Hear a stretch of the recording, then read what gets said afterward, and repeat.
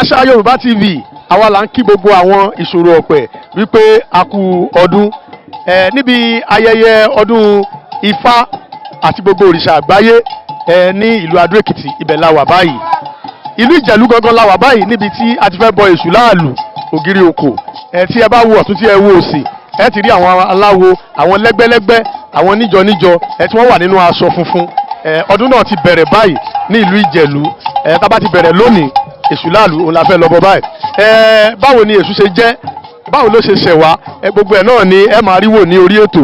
Ẹ ti mọ àwa Àṣà Yorùbá TV wípé àwa ò ní fún yín ní òfo bí ó bá ṣe ń lọ gangan àti bí wọ́n ṣe dá sílẹ̀ àti báwọn bàbá wa ṣe fi lélẹ̀ òun làwọn máa fi hàn yín lónìí lẹ́mọ̀ ní tí wọ́n ń pè ní Èṣù láàlú àti bí tí Èṣù ti ṣẹ̀ wá àti gbogbo nǹkan tó rọ̀ mọ́. Bí a bá ṣe ń bá ètò náà lọ a fẹ́ kí ẹ máa tẹ̀lé wa Àṣà Yorùbá TV lórí Facebook, Àṣà_Yorùbá TV ní Instagram, Àṣà Yorùbá TV ní YouTube, Àṣà Yorùbá TV ní Twitter. Ẹ máa bá wa lọ gbogbo ohun tí a bá ti ń ṣe ń bí àní fi kankan pamọ́ fún yín, ṣùgbọ́n bí ìwọ náà bá ti wá ń rí má ṣàhun, ìwọ náà bá wa share ẹ̀ kí àwọn ẹlòmíín náà kí wọ́n lè máa rí, máa bá wa pín káàkiri ìtumọ̀ eléyìí tí mo sọ ẹ̀ kẹ́lòmíín náà lè rí kán lè jàǹfààní ẹ̀ kí wọ́n lè mọ̀ wípé Yorùbá a ní nǹkan àbáláyé tó wúlò tó sì jẹ́ àjẹmọ́nú tó sì jẹ́ nǹkan tó lè máa ṣe wá ní àǹfààní lọ títí láéláé. Ẹ máa bá wa ká lọ.